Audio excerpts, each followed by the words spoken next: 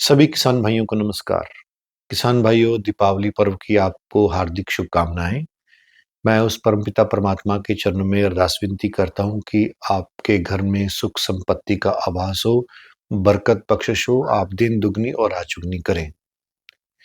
गेहूँ, धान की कटाई अपने अंतिम चरण में है। किसान भाई अपनी अगली फसल गेहूँ के लिए खेतों का पलेवा कर रहे हैं। मैं पिछले कुछ दिनों से गेहूँ की बारीकियों के ऊपर, अलग-अलग विषयों के ऊपर मैं चर्चा कर रहा हूँ। मैंने सभी उन्नत किस्मों की भी गहन चर्चा करी है। आज जो मुख्य विषय है वो गेहूँ में खरपतवार नियंत्रण के ऊपर मैं चर्चा कर रहा हूँ। गेहूँ में 2 तरह के खरपतवार होते हैं, चौड़ी पत्ती वाले खरपतवार और संकर पत्ती वाले खरपतवार। संकर पत्ती में जो मुख्य खरपतवार है वो हमारा गेहूँ का मामा, मुड़ूसी या गुल्ली डंडे के नाम से जिसको जाना जाता है। और चौड़ी पत्ती के खरपतवार में बाथू, मैना, पालक, जंगली जवी, सेंजी, ये और अन्य 5-7 प्रकार के जो चौड़ी पत्ते वाले खरपतवार होते हैं, उनके ऊपर किस तरह से नियंत्रण करना है। किसान भाइयों, गेहूँ की बिजाई करते समय हमारे को साथ के साथ अ, खरपतवार देना अनिवार्य हो गया है, क्योंकि हमारे पास पहले हम बिजाई के बाद पहला पानी लगाने के बाद हम इसका स्प्रे करते थे, लेकिन अब वो जो मॉलिक्यूल्स हैं हमारे पास क्लोरिडोनाफॉप, टॉपिक जो साल्ट आता था, सल्फोसल्फारान, लीडर जो साल्ट आता था, उसने काम करना बिल्कुल बंद कर दिया है। रेसिस्टेंट पावर बढ़ गई है, जिसके कारण हमारा जो ये खरपतवार है उनको हम नहीं समाप्त कर पाते हैं, जिससे हमारी गेहूँ में ये अधिक रूप में बढ़वार कर जाते हैं और गेहूँ को पूर्ण रूप से दबा देते हैं, जिससे हमारे गेहूँ का उत्पादन नीचे गिर जाता है। कृषि विश्वविद्यालय और वैज्ञानिकों की एक रिपोर्ट के अनुसार अगर गेहूं में खरपतवार अधिक मात्रा में बढ़वार कर जाते हैं तो हमारा गेहूं का उत्पादन 10% से लेकर 65% तक नीचे गिर सकता है।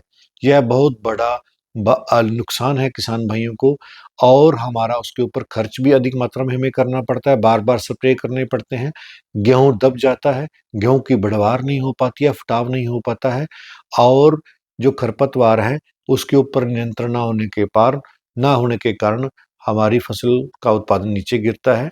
इसलिए किसान भाइयों, हमें जो गेहूं की बिजाई के साथ साथ जो नया मॉलिक्यूल आता है प्रोक्सासुल्फान 85% डब्ल्यूजी है, जो 60 ग्राम की एक डिब्बी आती है, उसका हमने स्प्रे करना है। मैं इसके ब्रांड को भी हाईलाइटेड कर रहा हूँ, जैसा कि आप यूट्यूब का जैसा कि आप स्क्रीन के ऊपर देख रहे हैं, मैंने अलग-अलग ब्रांड्स को हाइलाइटेड किया है। इसमें अवकीरा पीआई की आती है, मोमी जी आती है बैर की, और कुछ और Shaktimaan company, Chambal fertiliser chemicals and private limited उसकी आती है, जीएच क्रॉप साइंस। ये जितनी भी दवाइयाँ हैं किसान भाइयों, एक ही मॉलिक्यूल है जिसका प्रोक्सोसुल्फान 85% डब्ल्यूजी है।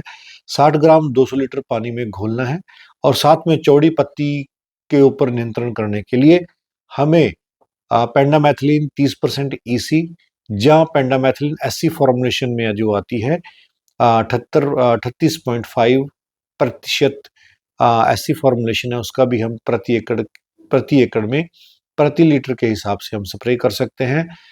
जैसे ही आपने गेहूं बिजाई करी है किसान भाइयों, आपने ध्यान देना है कि गेहूं बिजाई जिस दिन की गई है कोशिश करें उसी दिन मेड़ बनाकर, खाली खाल वगैरह बनाकर शाम को 5 बजे आपने स्प्रे करना प्रारंभ करना है।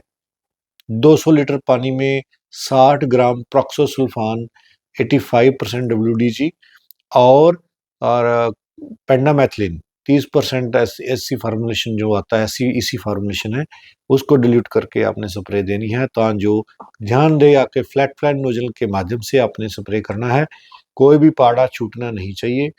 किसान भाई अगर कुछ पैचेस रह जाते हैं तो वहाँ देखा गया है कि जो गुल्ली डंडा है उसकी बढ़वार काफ़ी बड़ी मात्रा में होती है, और बाद में पानी लगने के बाद उसके ऊपर कोई भी दवाई काम नहीं कर पाती है। एक्सेल, टॉपिक, लीडर जैसी दवाइयाँ भी उसके ऊपर काम नहीं कर पाती हैं। इसलिए किसान भाइयों, आपने गेहूँ की बिजाई करते समय 24 घंटे के अंतर साथ-साथ आपने स्प्रे देना अनिवार्य है।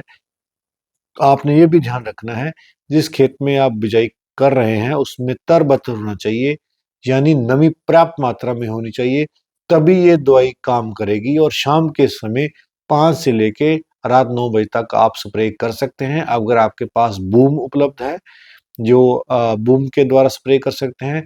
अगर वो खाली हो जाता है, रात को 7-8 बजे सब खाली हो जाते हैं, तो आप कोशिश करें रात का समय का चुनाव करें स्प्रे करने के लिए, जो जब ओस गिरनी प्रारंभ हो जाती है, तो वो दवाई आपको अधिक मात्रा में काम करेगी। अगर आप 200 लीटर पानी डाल रहे हैं, तो वो 100 लीटर और आपका ओस के रूप में पानी मिल जाता है।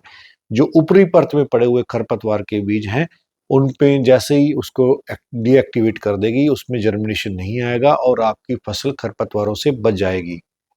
किसान भाइयों, खरपतवार बहुत ही समस्या बनी हुई है गेहूं में, और इसके लिए सिर्फ हमारे पास एक ही अभी तक मॉलिक्यूल है, प्रैक्सोसल्फान 85%। उसका आपने प्रयोग करना है। चौड़ी पत्ती के लिए आपने पेंडामेथिलिन 1 से 1.5 लीटर प्रति एकड़ के हिसाब में दवाई के साथ दोनों दवाइयां मिक्स करके 200 लीटर पानी में स्प्रे करके आप खरपतवार से नियंत्रण पा सकते हैं। इस तरह से आप किसान भाई 28 से 30 कुंटल अपना उत्पादन आसानी से ले सकते हैं। बिजाई आपने नवंबर माह में प्रारंभ करें, अक्टूबर के महीने में बिजाई न करें। बिजाई करते समय आपने जीरो टिलेज को प्राथमिकता देनी है। इसी के साथ वार्ता को विराम देता हूँ। जय जवान, जय किसान।